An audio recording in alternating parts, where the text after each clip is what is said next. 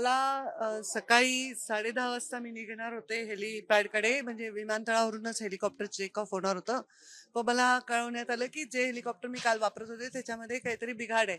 म्हणजे कालही असं वाटलं थोडं जुनं हेलिकॉप्टर होतं ते, आणि त्याच्यात काही बिघाड आहे. आता मी काय बिघाड आहे वगैरे टेक्निकल डिटेल्समध्ये गेले नाही, आणि मग त्यांनी मला सांगितलं की ते दुसरं हेलिकॉप्टर मला पाठवत आहेत. तर तेही हेलिकॉप्टर पाठवायला थोडा विलंब झालाय, नाही तर मी बाय कार जाऊन पहिली सभा तरी केली असती. तिकडच्याही लोकांशी मी बोलले, सभा रद्द करणं शक्य नव्हतं. लोक वाट बघायला तयार आहेत, आणि खरंच आहे की आता ही कार्यकर्त्यांची निवडणूक आहे आणि त्यांच्या पाठीशी आम्ही उभं राहायला पाहिजे. त्यांच्या सभा घेऊन त्यांना ऊर्जा दिली पाहिजे, त्यांना ताकद दिली पाहिजे.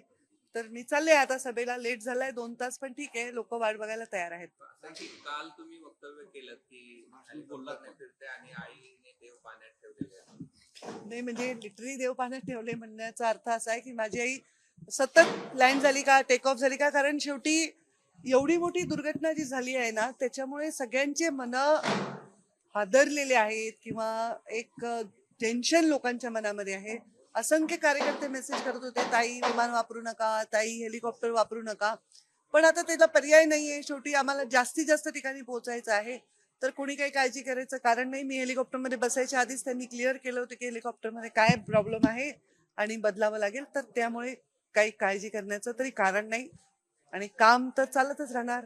असंही काय चरेवेती चरेवेती आम्हाला काम करत राहावं लागणार. दौरा उशिरा का होईना पण सुरू राहणार. हो, दौरा रद्द नाही होणार. काही झालं तरी दौरा कदाचित शेवटच्या 2 सभा रद्द होतील, कारण अंतर खूप आहे. मी पोचू नाही शकणार बाय कार देखील. अशी एखादी मोठी घटना घडते त्यावेळेस हेलिकॉप्टर असेल किंवा विमान असेल, लँड करत असताना काळजी वाटते, भीती वाटते किंवा काही मनात काय असतं? आता काल मी त्यानंतर पहिल्यांदा आले.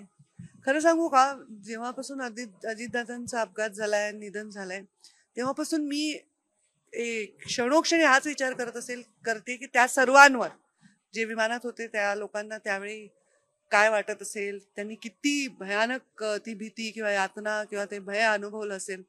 माझा स्वभाव आहे तो जास्त त्या खोलात जाऊन विचार करत होते. फार आमच्या घरात सर्वजण आम्ही खूप व्यथित आहोत, लहानापासून मोठ्यापर्यंत.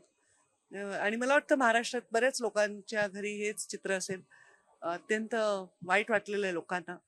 तर नवीन नवीन काही दिवस हे वाटणार आहे भय सगळ्यांना, की अरे बापरे काय बिघड, कारण जे माहीतच नाही ते माहीत झालंय की असंही होऊ शकतं. तर वाटणं साहजिक आहे. पण आता त्याला पर्याय नाही आहे. प्रत्येकाला आपलं काम आणि कर्तव्य करावं लागणार. मला याचं काय उत्तर द्यावं खरंच कळत नाही.